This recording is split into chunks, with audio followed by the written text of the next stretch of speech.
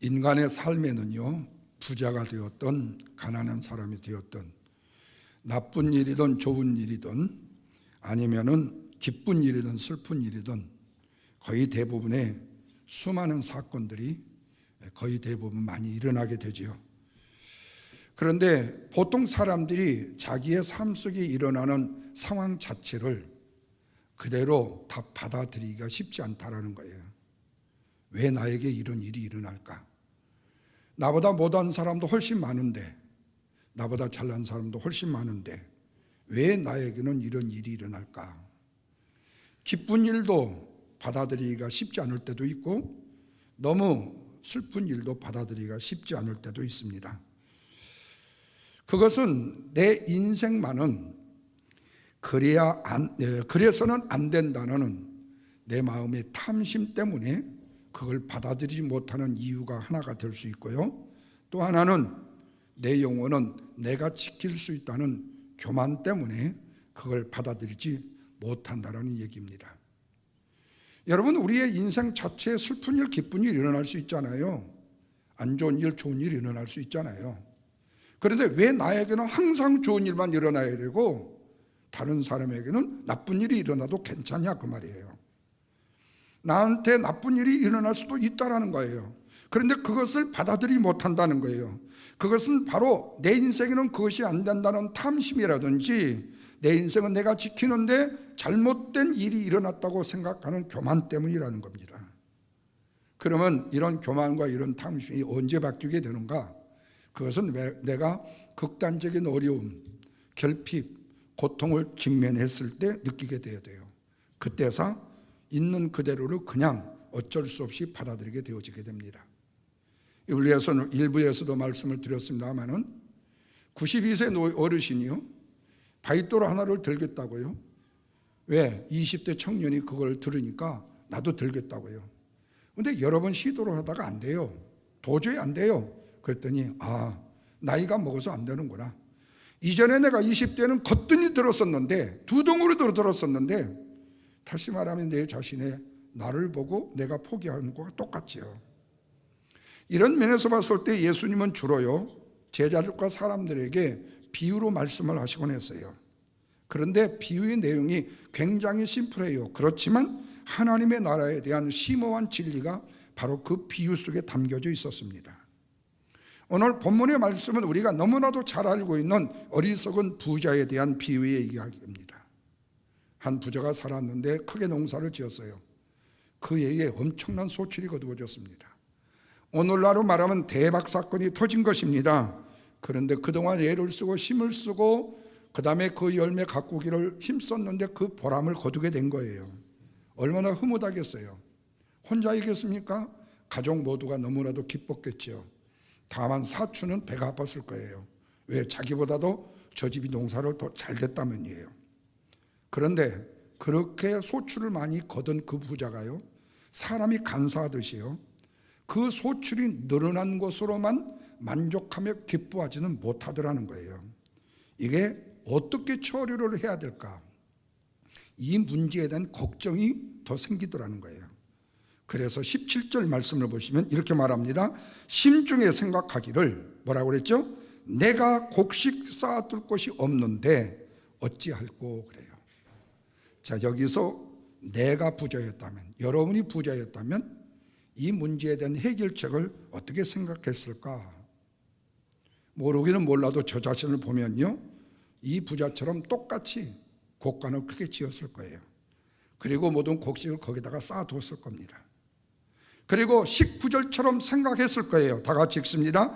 내가 내 영혼에게 이르되 영혼아 여러에 쓸 물건을 많이 쌓아뒀으니 이제는 뭐라고요? 평안히 먹고 쉬고 마시고 즐거이 하리라.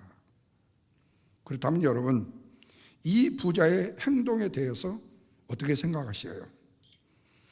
저에게 묻는다면요, 저는 이 부자의 행동에 대해서요, 잘못한 것이 있다라고 말하고 싶지가 않습니다. 오히려 이 부자를요, 칭찬해주고 싶어요. 왜? 이 사람은 열심히 1년 동안 소출을 거두기 위해서 애를 썼거든요. 힘을 썼거든요. 정성을 다했어요. 우리가 영적인 부분으로 생각할 때 이 어리석은 부자라고 하니까 우리는 이미 고정의 관념에서 이 사람은 나쁜 사람이었다고 취급을 하지만 실제로 내가 이 부자였다고 한번 생각해 보세요. 누가 나를 잘못했다고 말해요? 누가 나를 욕해요? 왜? 한 해 동안에 내가 열심히 일해서 많은 소출을 거두어서 창고를 짓고 곳간에 넣어놓고 내가 편안히 쉬겠다는데 누가 나를 시비합니까? 이게 세상적인 이치 아니에요? 성실했고 머리도 좋아서 농사도 잘 지었고 능력 있는 사람 아닙니까? 물론 이 사람이 하나님을 믿었는지 믿지 않았는지에 대해서는 성경이 말씀하고 있지는 않지만 이 사람이 유대인이라는 사실, 다시 말하면 예수님이 유대인에 대해서 비유로 말씀하신 내용으로 볼 때 이 사람은 분명히 율법을 믿는 하나님의 사람이었을 것은 사실이에요. 이렇게 하나님을 믿는 사람이 출세하고 성공했다 그러면 다른 데에 모범이 되잖아요. 얼마나 보기에 좋았겠습니까?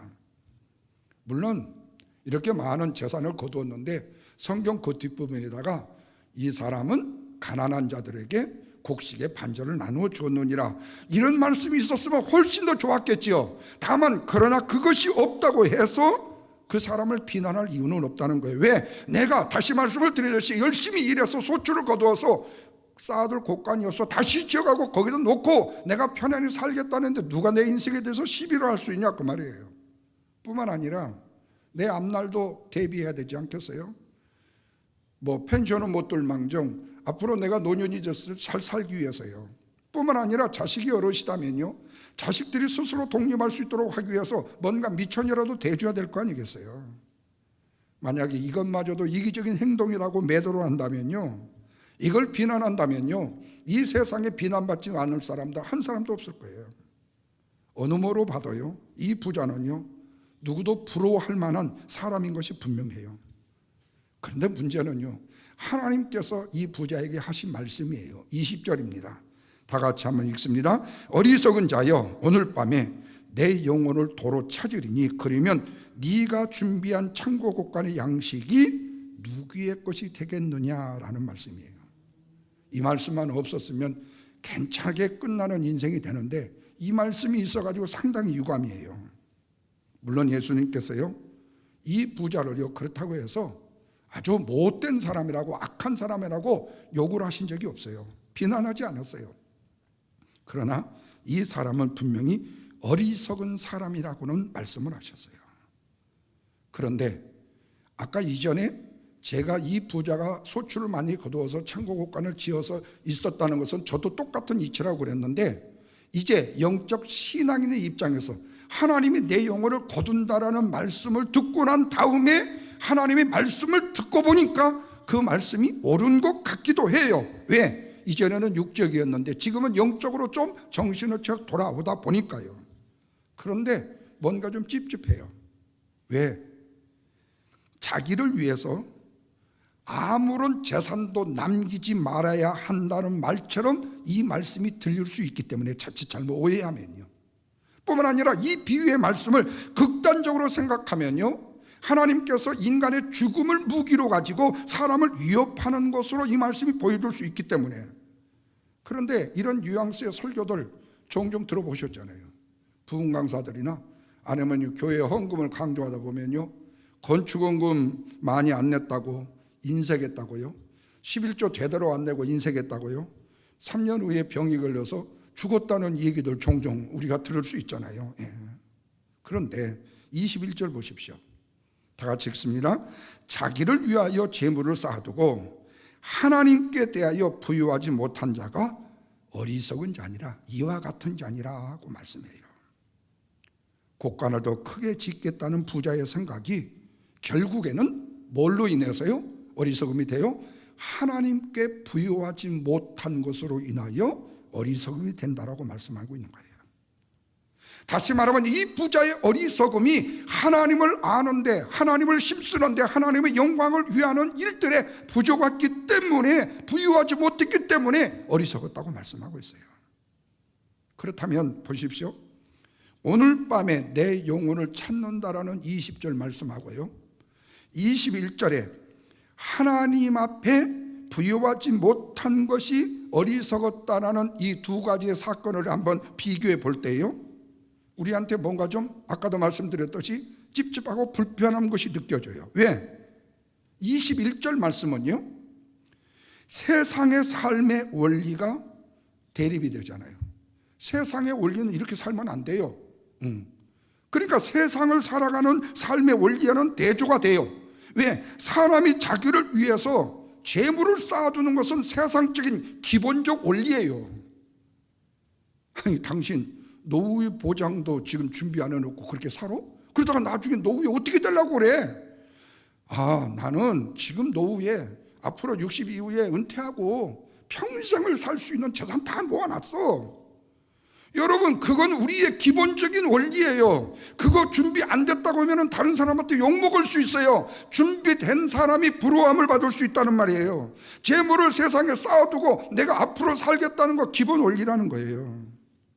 이 방식으로 세상 살지 않는다면요, 미국에서는 더욱더 어리석은 사람이 아닐 수가 없어요. 하나님의 일을 하는데도 마찬가지예요. 일단 재물이 없으면 주일 헌금도 못 내잖아요. 재물이 있어야 돼요.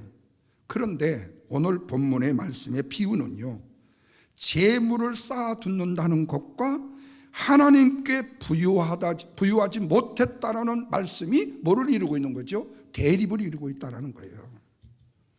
그래서 이 사람이 어리석은 사람이라고 말한다는 거예요. 그렇다면 도대체 무엇이 문제일까요? 이 부자가 소출의 반 정도는 하나님께 바치고 반 정도만 곳간에 채워졌다면 이 사람에게 아무런 문제가 없었을까요? 그러나 우리는 이 예수님이 비유한 말씀의 동기를 봐야 돼요. 근본 목적을 봐야 됩니다. 그 이유가 바로 읽었던 13절부터 기록이 되어져요.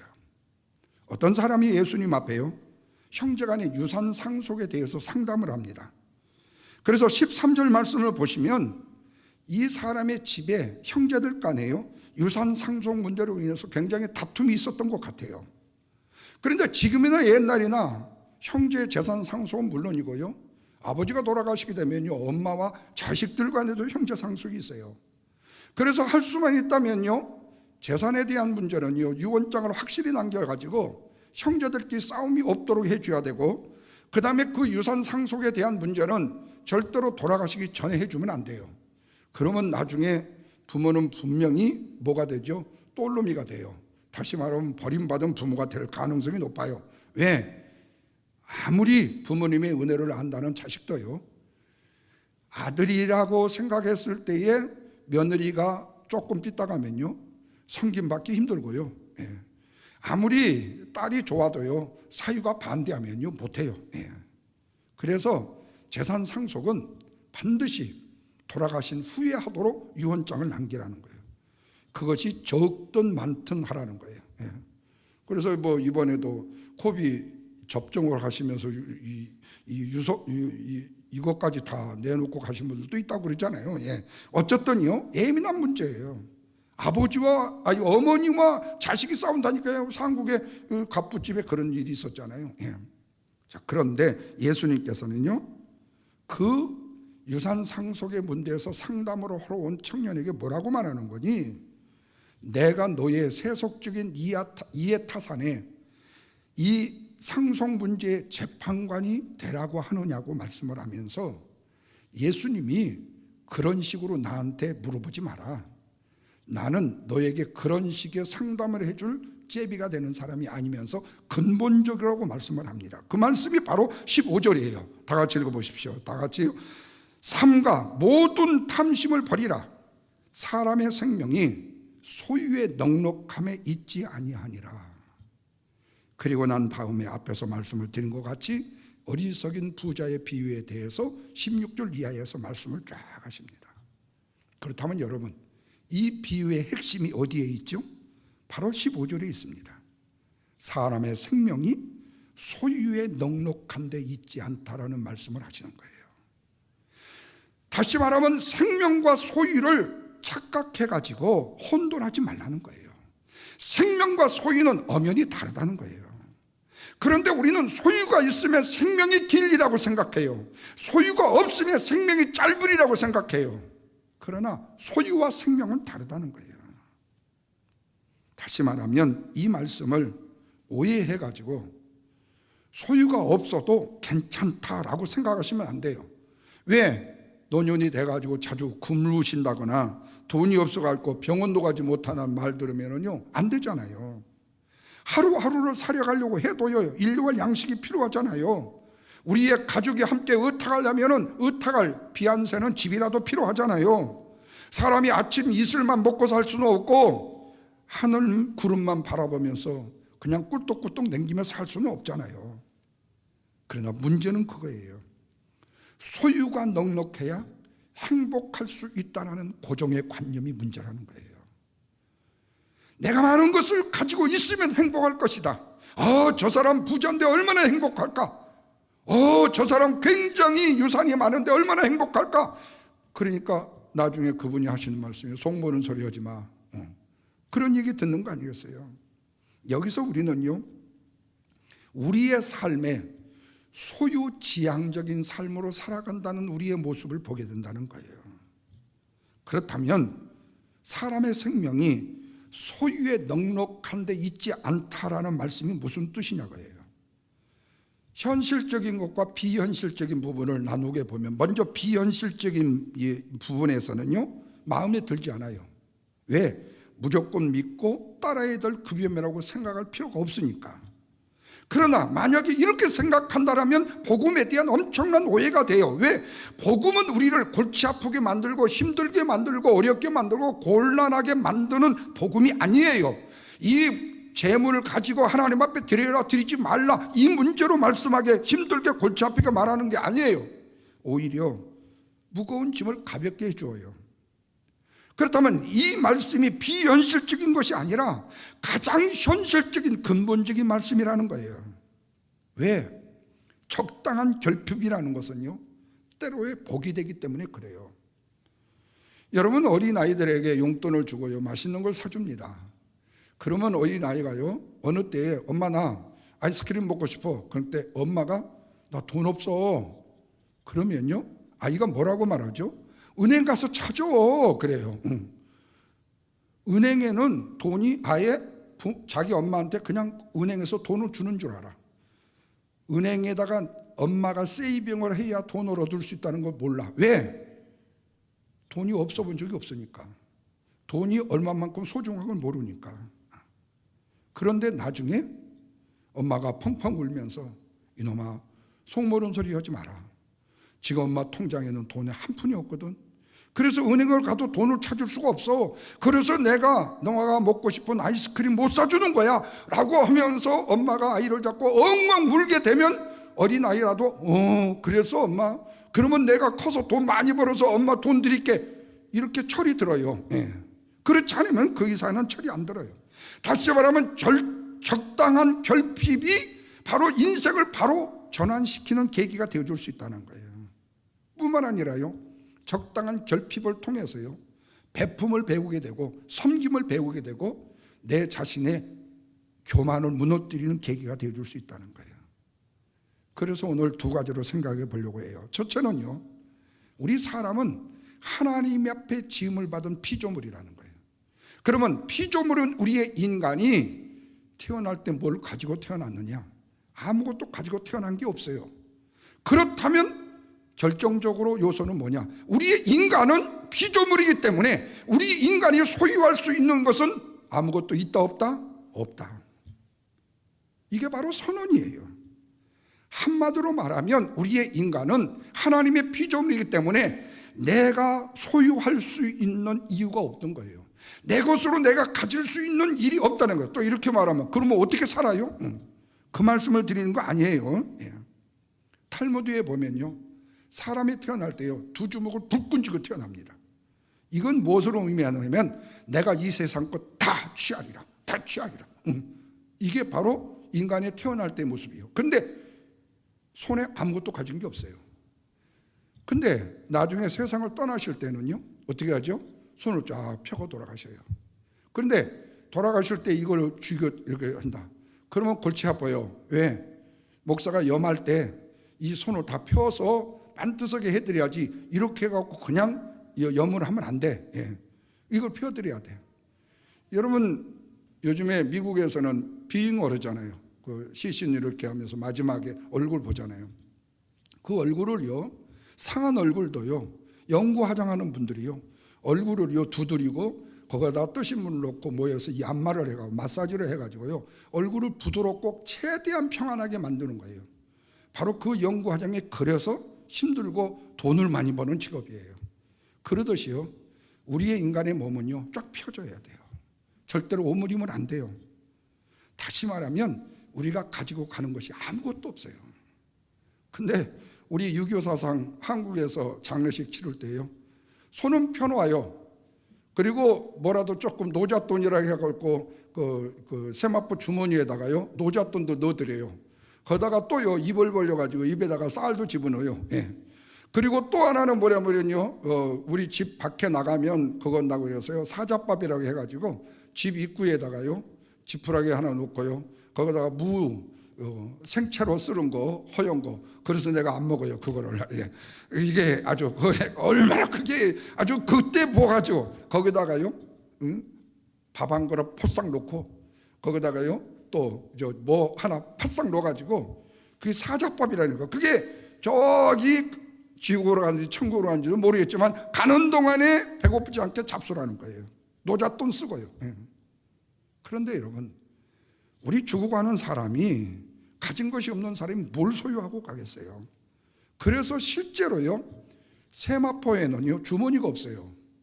상징적으로 보면 그래요.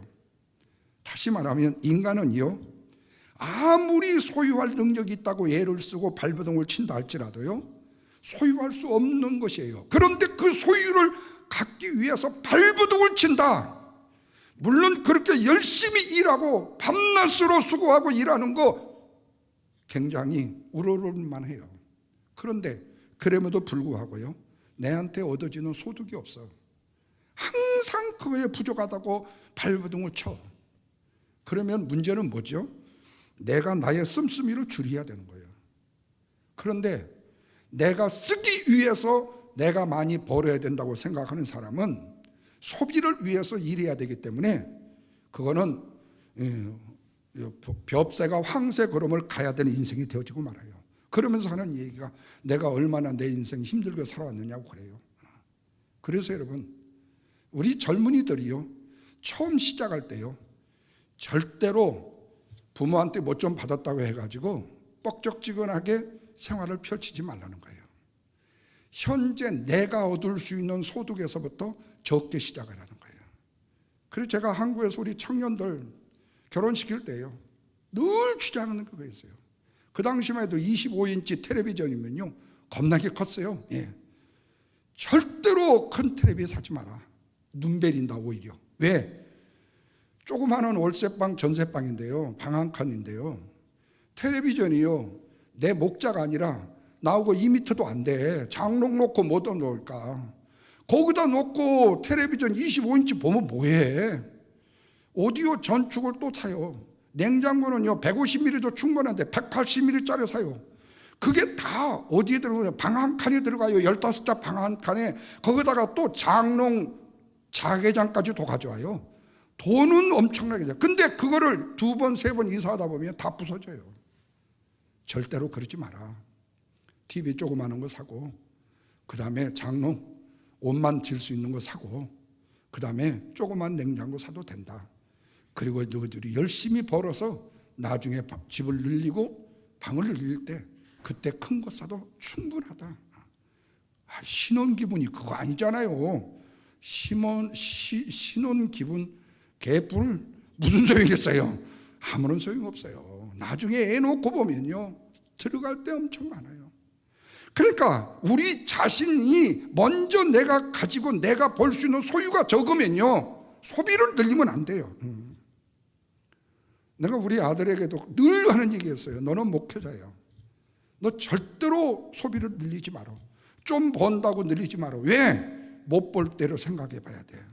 근데 여러분 그게 잘 듣지 않아요. 소유를 위해서 발버둥 치는 인생이요 성경은 어리석은 인생이라고 말해요. 완전히 무소유로 산다는 말이 아닙니다. 앞에서도 말씀을 드렸듯이 인리와 양식이 필요하고요, 취미생활을 위해서 일정한 돈도 필요해요. 그 자체를 어리석다고 말하는 것이 아닙니다. 문제는 뭐예요? 생명을 소유에 넉넉한 데 주지 말라는 거예요. 소유를 생명의 넉넉한 데에 확인하려는 태도를 갖는 것이 어리석다는 거예요.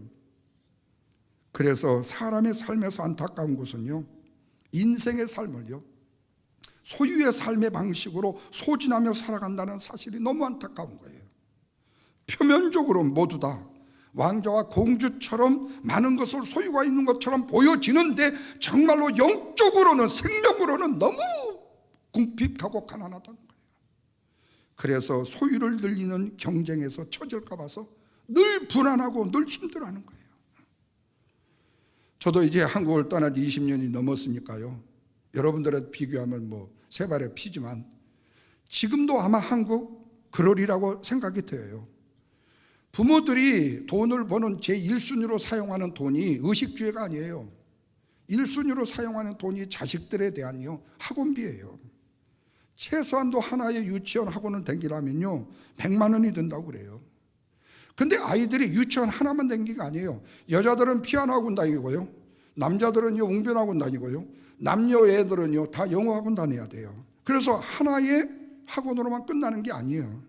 그런데 그 엄마들이 다 대학을 졸업하면서 사교육에 대해서 잘못됐다는 거 모르는 사람이 아니요.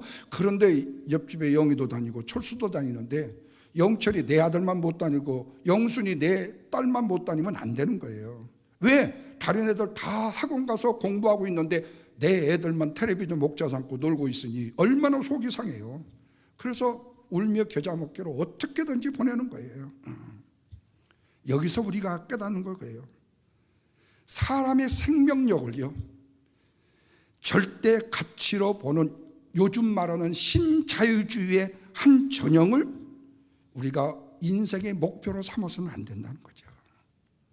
소유에 넉넉한 데서만 생명을 얻을 수 있다는 신념을 싹 버리라는 거예요. 성경은 그 신념을 어리석다고 말하는 것입니다. 거기에 생명을 얻을 수 있는 것이 아니라 생명을 얻을 수 없다는 거예요.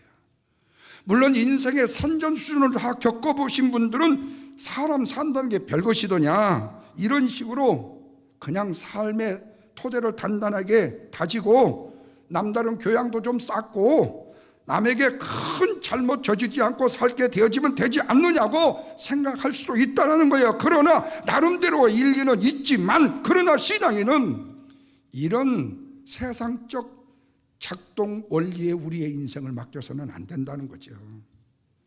물론 평범하게요 상식적인 수준에서 살아가는 일이 굉장히 좋을 수도 있지만 그것도 쉬운 일이 아니라는 거예요. 그러나 우리 그리스도인은 뭐예요?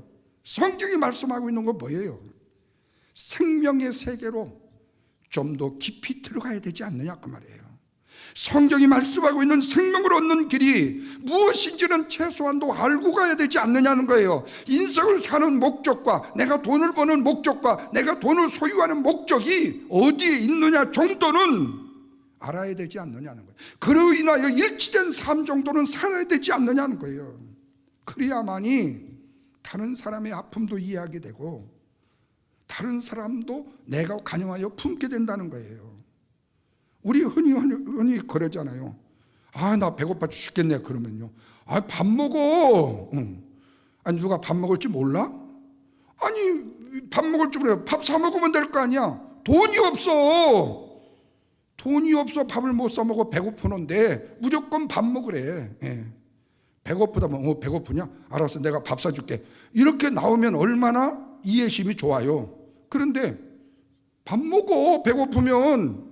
돈이 없다는데 차마 자존심이 상해가지고 돈이 없다는 소리는 못했지만 배고프다는 소리는 할 수 있었어.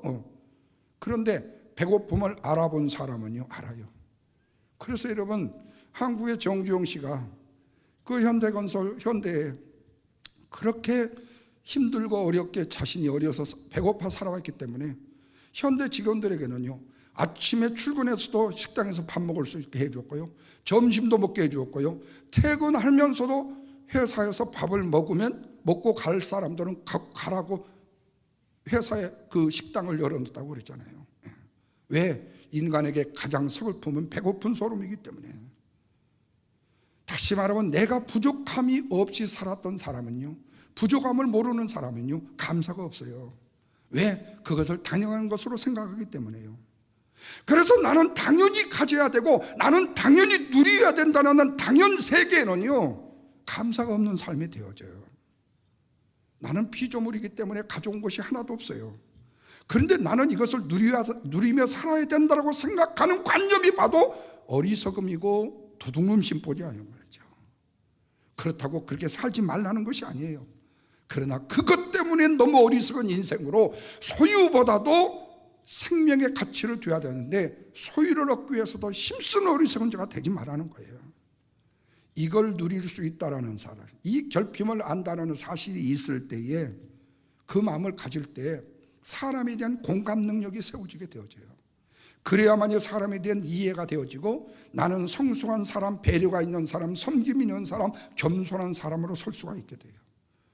이 축복을 누리시기를 주님의 이름으로 축원합니다. 두 번째로는요, 내 생명이 내 것이 아니에요. 하나님의 것이에요. 그래서 주님께서요, 사람의 생명이 소유에 넉넉한 데 있지 않다는 이 말씀은 내가 말하고 내가 먹고 내 돈을 벌기 때문에 자기가 자기의 주인인 것처럼 생각하고 주장하는 착각을 하지 말라는 말씀을 하는 거예요. 우리의 생명, 내 소유와 재산과 경험과 내 지식과 내 능력, 내가 늘리고자 하는 데서 얻을 수 있는 것이 아니라는 거예요. 우리의 생명은 생명의 주인 대신 오직 하나님께로만 받을 수 있는 거라는 겁니다. 그래서 예수님께서는 하나님께 대해서 부유한 자가 되어야 된다고 말씀을 하신 거예요. 이렇게 하나님에 대해서 부유하지 못한 삶을 살게 되어지게 되면, 또 거꾸로 부유한 삶을 살게 되어지게 되면 뭐가 차이점이 있느냐? 먼저 부유하지 못하면 하나님께 대한 섬김과 헌신과 하나님에 대한 영광의 배려가 없어요.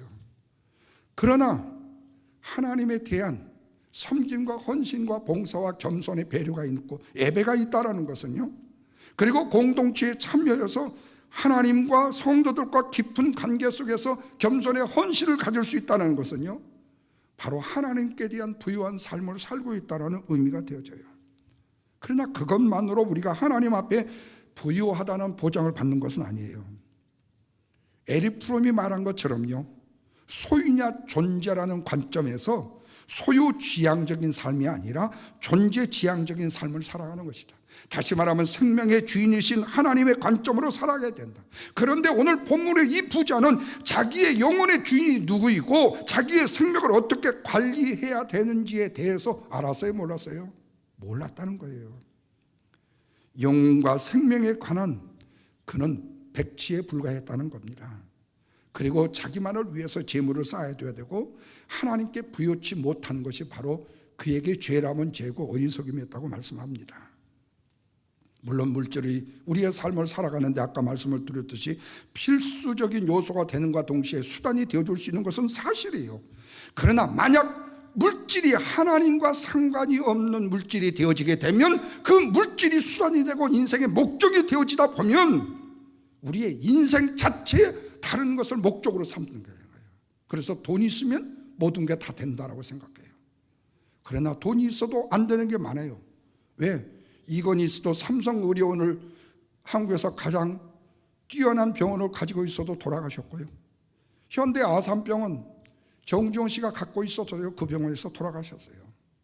결국에 세상에 어떤 부호도요, 아무리 좋은 의료의 시설도요, 잠시 잠깐의 생명은 연장시킬 수 있을지 모르지만 결코 우리의 생명을 끝까지 보장해 줄 수는 없다는 거예요.